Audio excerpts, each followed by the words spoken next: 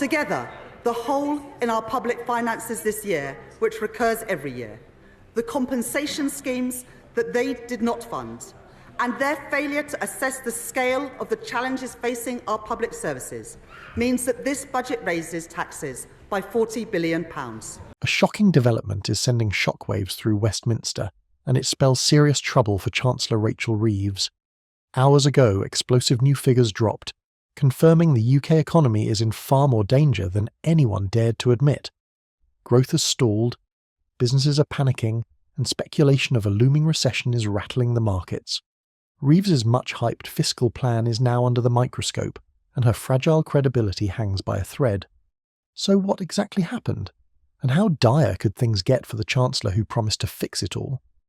Let's break down the bombshell that could tear the government's economic strategy apart. Make sure to like and subscribe.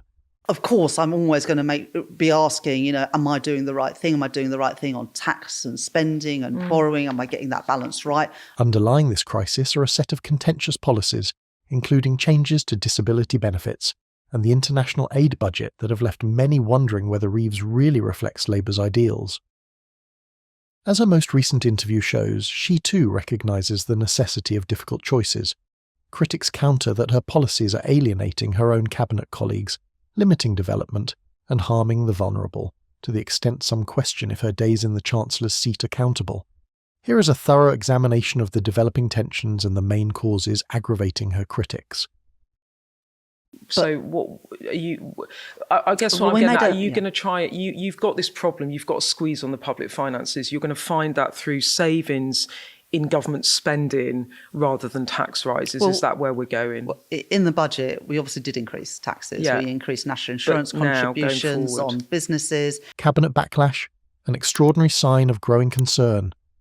More than half of Starmer's cabinet advised Reeves to review her welfare scale-back policies. These issues were raised during a Tuesday cabinet meeting so divisive that the Prime Minister let it continue longer than usual, an unusual occurrence indicating the degree of discontent about Reeves's approach. Multiple ministers speak up. Usually, not every minister in a crowded cabinet of 27 has time to voice their concerns. This time, nearly everyone took the floor, underscoring the widespread alarm. The focus, according to sources, was Reeves's decision to cut more than £6 billion from the welfare bill and slash other public spending to maintain her self-imposed fiscal discipline. Tradition of protecting the vulnerable. Many Labour ministers lament that Reeves's reforms clash with the party's heritage of championing society's most vulnerable. When the Chancellor first took office, few expected draconian measures that would follow so soon. Risk of large-scale rebellion.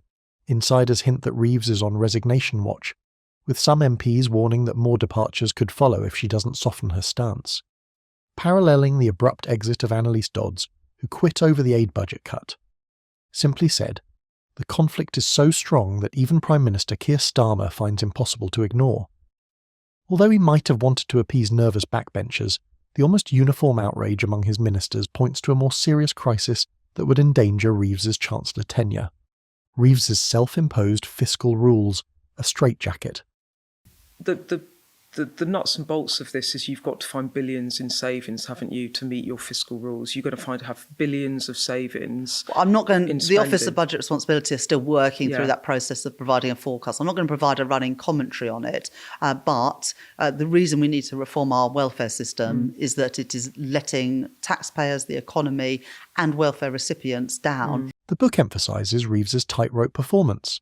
She pledged that current spending must be fully funded by tax receipts, and left herself just £9.8 billion of headroom at the time of the October budget. Higher borrowing rates and sluggish economic growth, according to opponents, have now vanished this buffer. Reeves is now trying to fit within her strict limitations, which helps to explain why she is concentrating on welfare cuts and additional belt-tightening across several departments. Comparisons to Germany. Some cabinet members suggested a more flexible approach, pointing to Germany's willingness to break its fiscal brake for defence spending. Reeves, however, remains convinced that any deviation could roil the markets, referencing the meltdown after Liz Truss's unfunded tax cuts in 2022. Souring mood.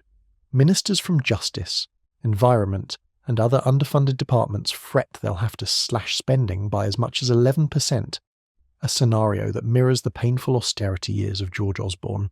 Given Labour's promise to deliver high-quality public services and robust social support, many see Reeves's approach as both morally questionable and politically toxic.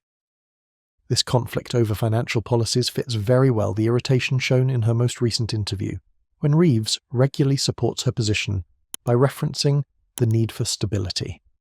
However, the criticism from her own colleagues points to her perhaps encouraging of more anarchy instead of stability. Many of those people, I would say the majority of those people, should be working, and under the plans that we're going to bring in, they will be working, and crucially, they will be given support to get back to work. It's too big a burden on the economy. Reeves's public defiance and private struggles. Reeves's interview paints a portrait of a Chancellor determined to downplay the severity of Britain's economic difficulties and the backlash she's facing. Several themes emerge. And, people want to sort of talk me down, demean my, qualifications or ability to do the job. People want to talk me down. Reeves bristles at ideas that growing borrowing rates reflect a judgment on her chancellorship, blaming market volatility to world events. She brushes off worries about should she have quit when media sensationalism drives yields to a 16-year high in January. Critics inside the cabinet, however, contend that these market swings highlight the flimsiness of her high-wire performance, something she avoids in the interview. And will you look at that again this Parliament? Is that now becoming really difficult for you, given the public finances, to look again at it? Well, the public finances are a real challenge. Total debt is about the size of our economy, of what we produce in a year. So it is a challenge, but look, we're a Labour government. Difficult decisions, borrowing versus cuts.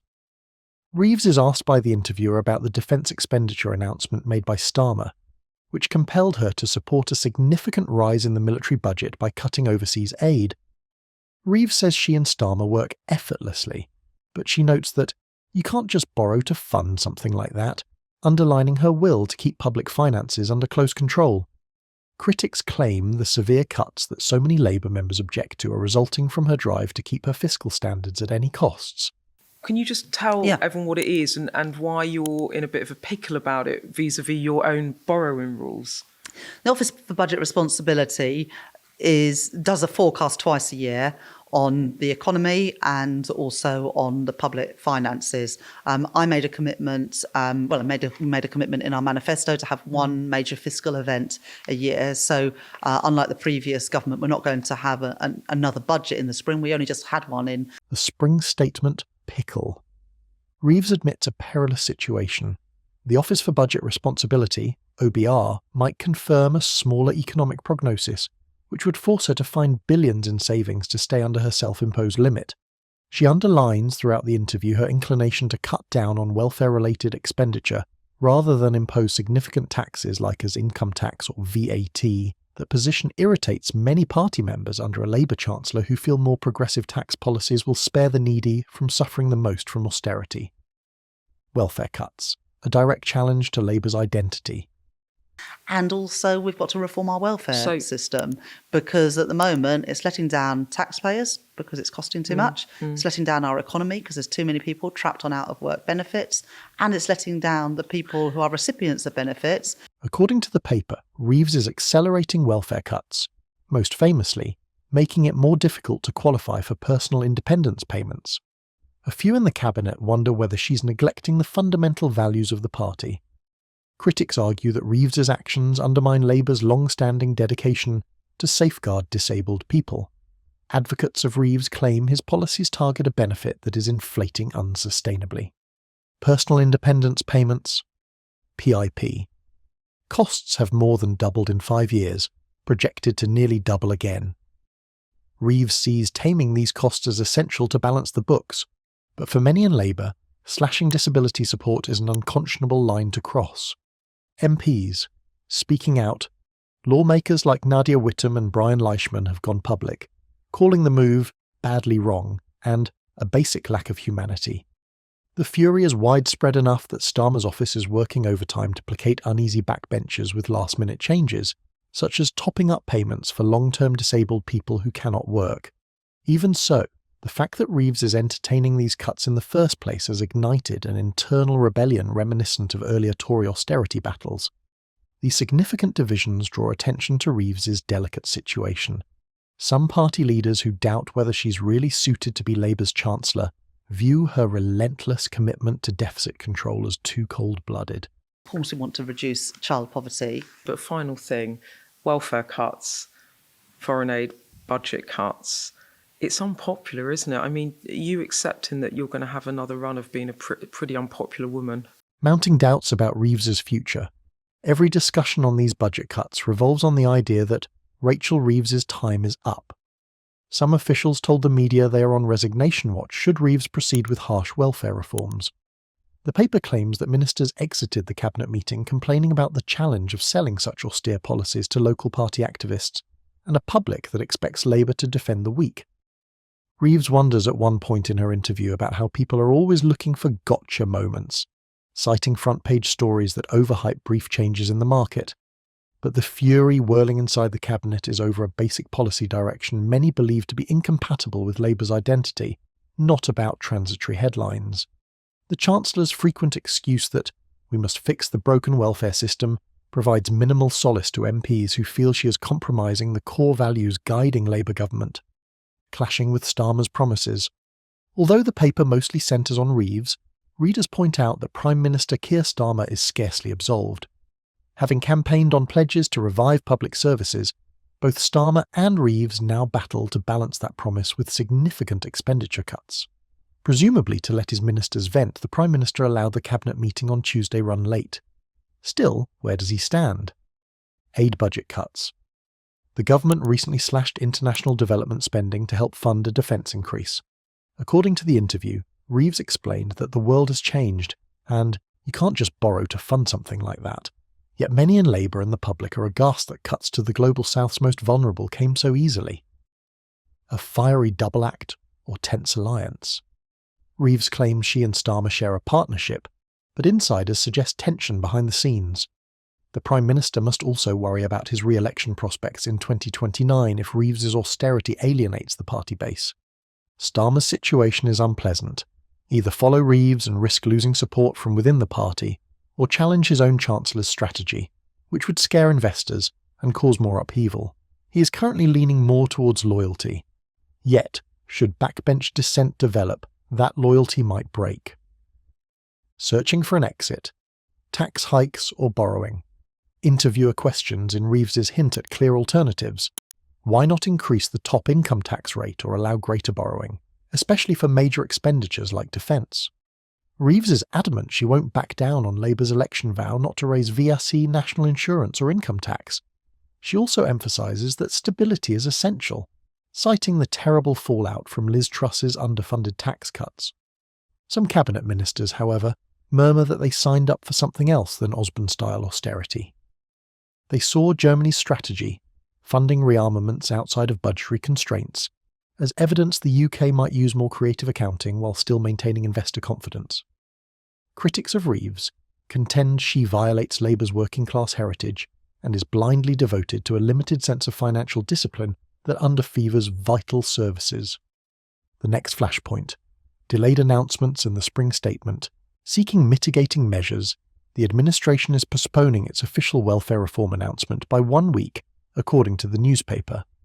Although others worry this stalling strategy is simply a temporary fix, it seeks to calm dissent. When MPs have to vote on new benefit policies, the real conflict could surface. Reeves in her interview also refers to the mid-March OBR projection, a spring statement that would validate what detractors already believe. The Chancellor has to either impose severe cuts to respect her guidelines or raise taxes. Reeves seeks to portray these cuts as a moral obligation to get more people into the workforce.